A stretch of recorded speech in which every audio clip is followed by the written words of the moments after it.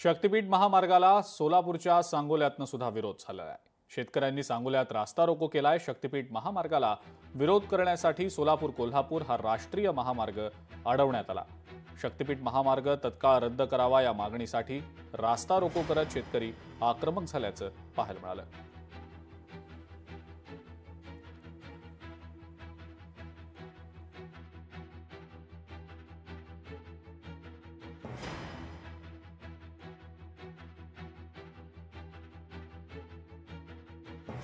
गरज नसलेला हा शक्तीपीठ महामार्ग शेतकऱ्यांच्यावरती अन्यायकारक त्या ठिकाणी लादला जात आहे। शेतकऱ्यांना 15 दिवसापूर्वी त्या ठिकाणी नोटिसा द्यायला हव्या होत्या। या नोटिसा न देता पोलिसांच्या बळावरती या ठिकाणी मोजणीचं तंत्र वापरलं जाते।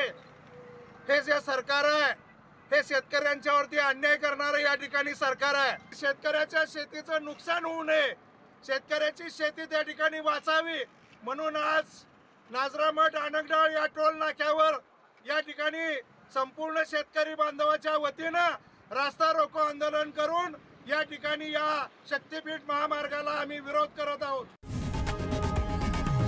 लोकशाही मराठी ऐका, पहा, जागरूक रहा।